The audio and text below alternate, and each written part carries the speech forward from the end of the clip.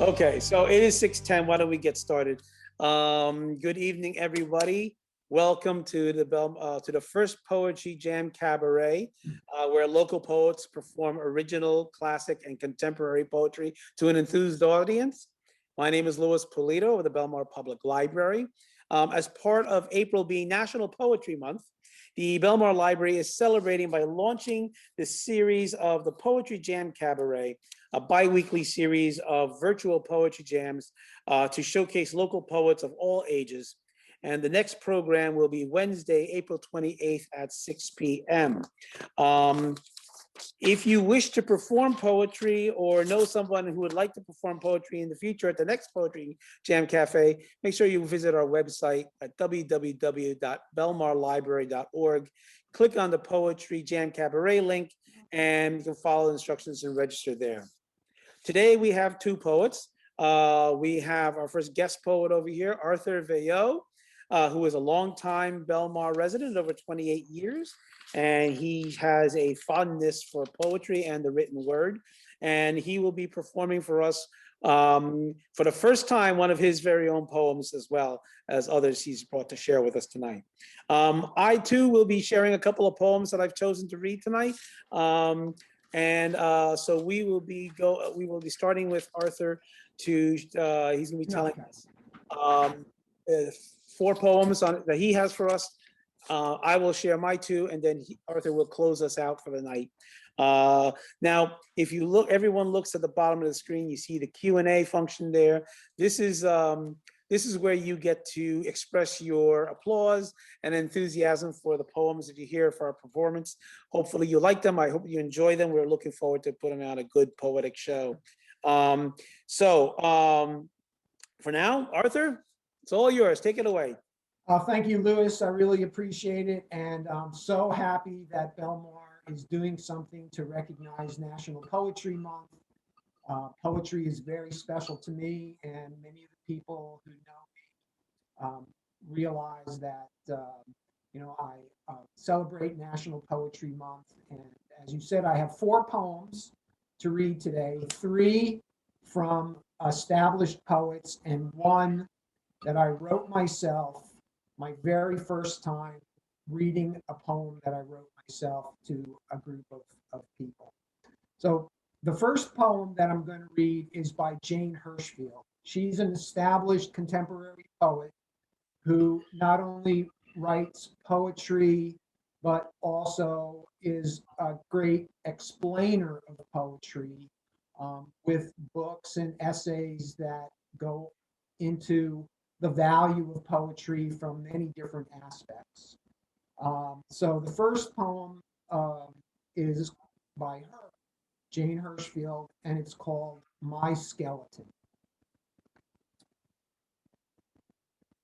My Skeleton by Jane Hirschfield.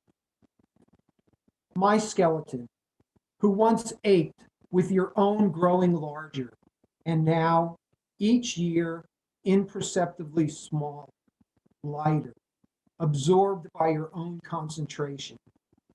When I danced, you danced. When you broke, I. And so it was, lying down, walking, climbing the tiring stairs, your jaws, my breath. Someday you, what is left of you, will be flensed of this marriage. Angular wrist bones, arthritis, cracked harp of rib cage, blunt of heel, open bowl of the skull, twin platters of the pelvis. Each of you will leave me behind, at last serene. What did I know of your days, your nights? I, who held you all my life inside my hands and thought they were empty.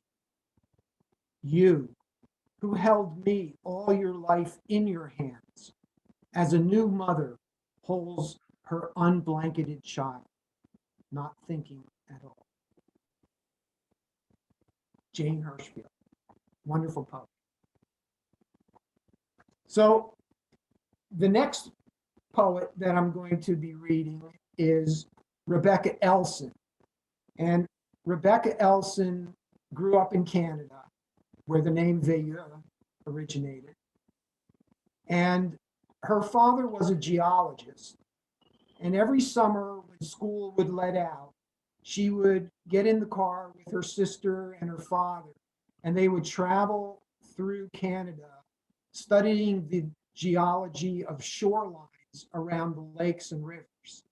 And she would write poetry as a way to entertain herself on the trip. And then as she got older, she developed an interest in astronomy, which I was thinking is sort of like the geology of the stars, where they're concerned with the matter, and the structure, and the organization of geology far beyond the Earth. And when she was in her 30s, she was a scientist, and she developed a lymphoma. And for the next 10 years, she struggled with that disease until she finally passed away at the age of 39. And so the first poem I'm going to read by Rebecca Elson is called Antidotes to the Fear of Death. Antidotes to the Fear of Death by Rebecca Elson. Sometimes, as an antidote to the fear of death, I eat the stars. Those nights, lying on my back, I suck them from the quenching dark, till they are all inside me, pepper hot and sharp. Sometimes instead, I stir myself into the universe, still young, still warm as blood. No outer space, just space. The light of all the not yet stars drifting in a bright mist, and all of us and everything already there, but unconstrained by form. And sometimes it's enough to lie down here on earth, besides our long ancestral bones, to walk across the cobble field of our discarded skulls, each like a treasure, like a chrysalis, thinking whatever left these husks flew off on bright wings. So that's her antidotes for the fear of death. And then the second poem by Rebecca Elson is called We Astronomers. We astronomers are nomads, merchants, circus people, all the earth our tent. We are industrious. We breed enthusiasm. Honor our responsibility to awe. But the universe has moved a long way off.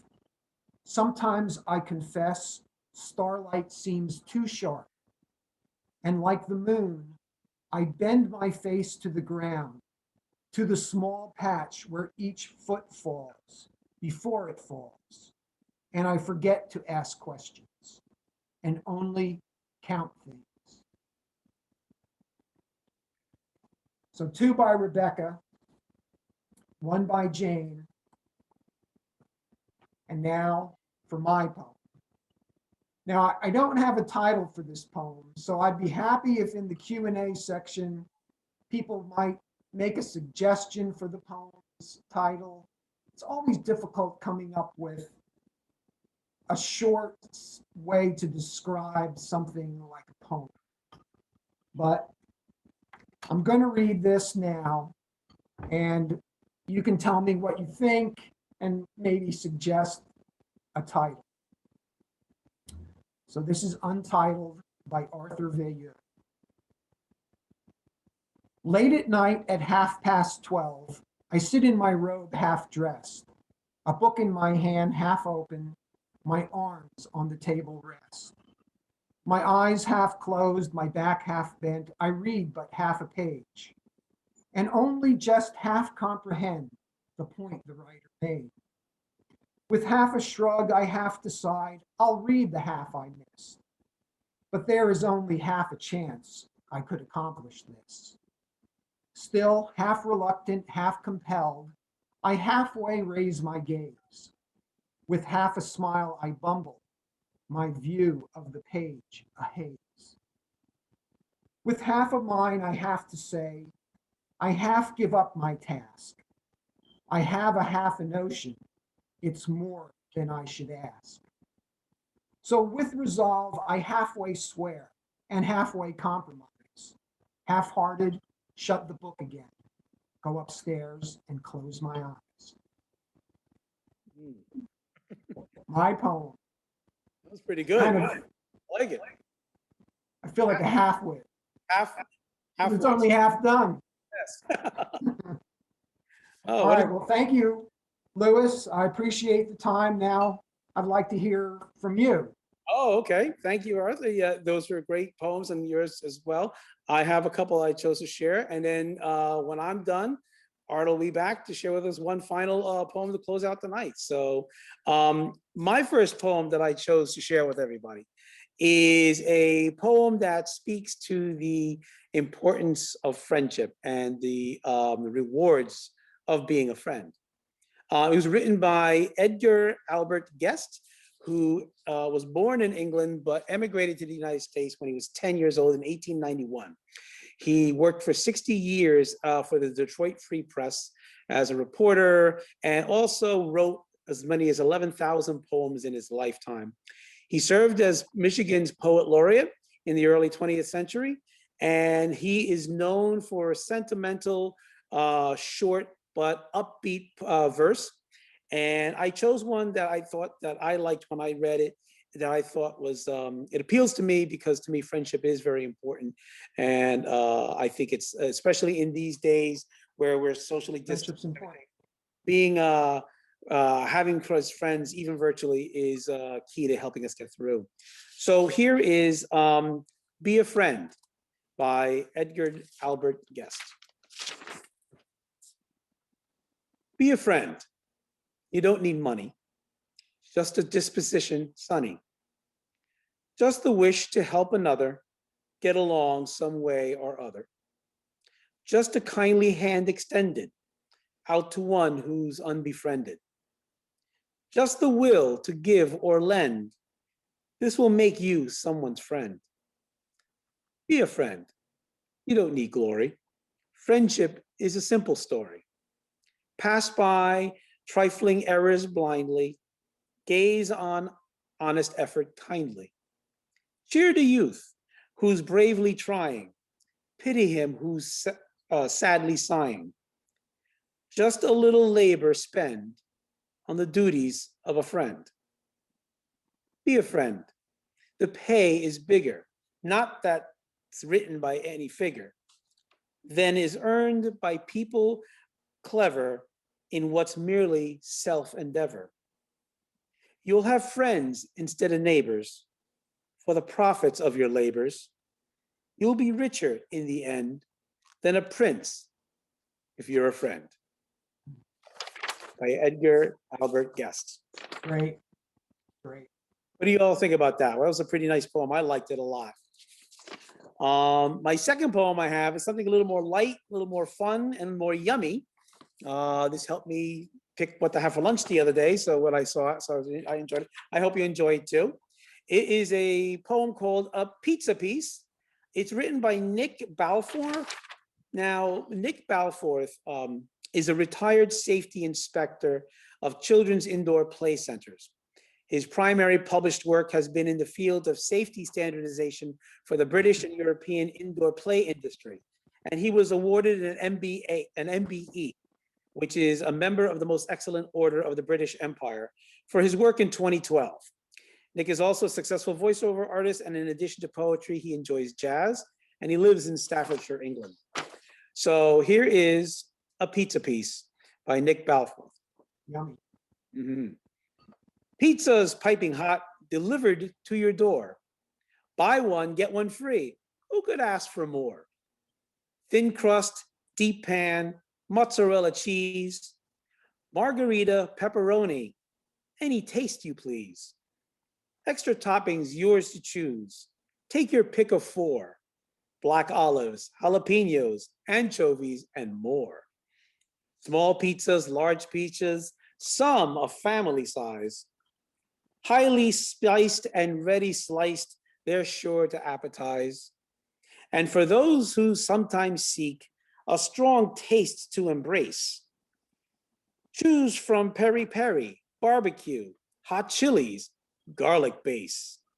Yes, pizzas are delicious, a dish for all to savor. So 3 cheers for Italy. She's done the world a favor. All right. Good Yeah, job. who's having pizza for dinner tonight, right? Okay. We all had a slice. Yes. So, oh boy. So glad, hope you enjoyed that. Now, Art, take us home. What do you got? Okay. Well, one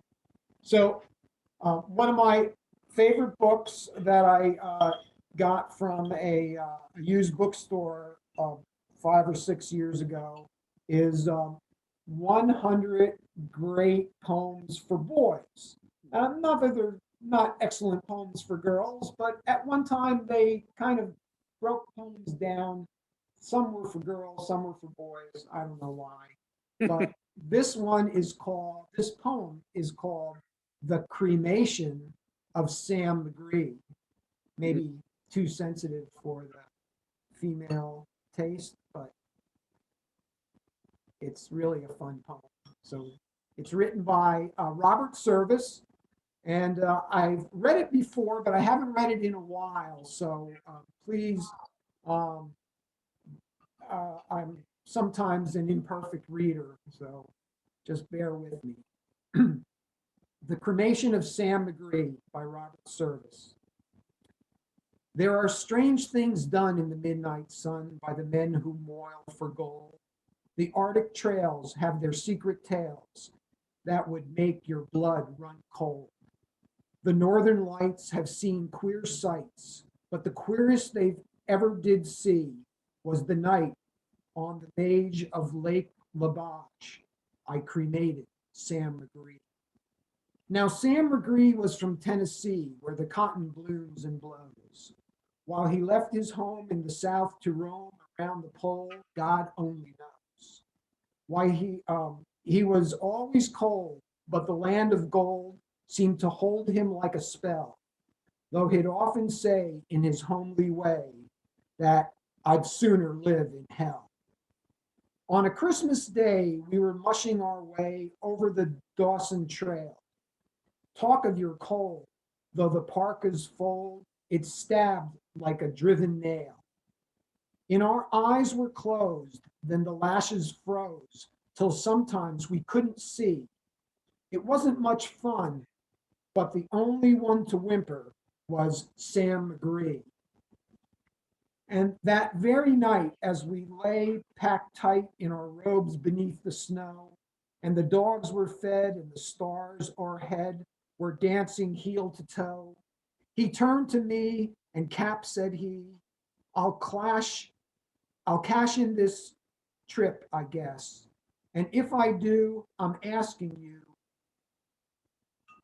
and if I do, I'm asking that you won't refuse my last request. Well, he seemed so low that I couldn't say no. Then he says with a sort of moan, it's the cursed cold, and it's got right hold till I'm chilled clean through the bone. Yet tain't being dead, it's an awful dread of this icy grave that pains. So I want you to swear that by foul or fair, you'll cremate my last remains. A pal's last need is a thing to heed, so I swear I would not fail. And we started on the streak of dawn. By God, he looked ghastly pale. He crouched in the sleigh and he raved all day of his home in Tennessee. And before night fell, a corpse was all there was left of Sam McGree. There wasn't a breath in that land of death, and I hurried, horror-driven, with a corpse half hid that I couldn't get rid because of a promise given. I was lashed to the sleigh, and it seemed to say, you may tax your brawn and brains, but you promised true, and it's up to you to cremate those last remains. Now, a promise made is a debt unpaid, and the tale has its own stern code. In the days to come, though my lips were dumb and my heart was cursed by the load. In the long, long night, by the lone firelight, while the huskies round in the ring howled out their woes to the homeless snows. Oh God, how I loathed that thing. And every day that quiet clay seemed to heavier and heavier grow. And on I went, though the dogs were spent and the grub was getting low. The trail was bad and I felt half mad, but I swore I would not give in. And I'd often sing to that hateful thing, and it hearkened with a grin. Till I came to the merge of the Lake Laberge, and the derelict there lay in a jam in the ice, but I saw in a trice it was called the Alice May. And I looked at it, and I thought a bit, and I looked at my frozen chum. Then here, said I, with a sudden cry, is my crematorium. Some planks I tore from the cabin floor, and I lit the boiler fire. Some coal I found that was lying around, and I heaped the fuel higher. The flames just soared, and the furnace roared. Such a blaze you'll seldom see. And I burrowed a hole in the glowing coal, and I stuffed in Sam McGree. Then I made a hike, for I didn't like to hear him sizzle so. And the heavens scowled, and the huskies howled, and the wind began to blow. In the icy cold, but the hot sweat rolled down my cheeks, and I don't know why. And the greasy smoke in the inky cloak went streaking down the sky. I did not know how long in the snow I wrestled with grisly fear, but the stars came out, and they danced about ere again I ventured near. I was sick with dread, but I barely said, I'll just take a peek inside. I guess he's cooked, and it's time I looked. Then the door I opened wide. And there sat Sam, looking cool and calm, in the heart of the furnace roar. And he wore a smile, you could see a mile, and he said, please close the door. It's fine in here, but I greatly fear you'll let in the cold and storm. Since I left Plum Tree down in Tennessee, it's the first time I've been warm. The Cremation of Sam McGree. That's a pretty good one. And what year was that book put out? This book for boys was 2011, so not all that long ago. Oh, wow, not too old. Oh, wow. But it's got a lot of great poems from many well-known poets. William Blake, Robert Burns, Alfred Lord Tennyson. It's got great poems like The Raven and Kubla Khan, Monday's Child, El Dorado by Edgar Allan Poe. Some, and the topics are like battlefields and heroes, things to think about. Oh, it sounds like a great book. We'll have to see maybe getting that here at the library too. It sounds like a great book to have. Okay, well, that brings our first Poetry Jam Cabaret to a close. Unfortunately, we're looking forward. Hopefully, the next Poetry Jam Cabaret is Wednesday, April 28th. We're looking to have, we'll get more poets that week. Arthur, as always, you are welcome back to bring more poetry with us. We'd be great to have you again. After I resist. Did you have a good time tonight? And thank you, everybody. Thank you, Louis. I really appreciate all the people who participated, friends and family. It's great to know that you're supporting our poetry, and think about joining. We could always use another voice to bring out the beauty of poetry. Absolutely. So with that, I want to wish everyone a good night. Thank you again for watching. Again, the next one is April 28th. If you want to perform, please go to our website, www.belmarlibrary.org, and follow the instructions to register there. My name is Louis Pulido of the Belmar Public Library.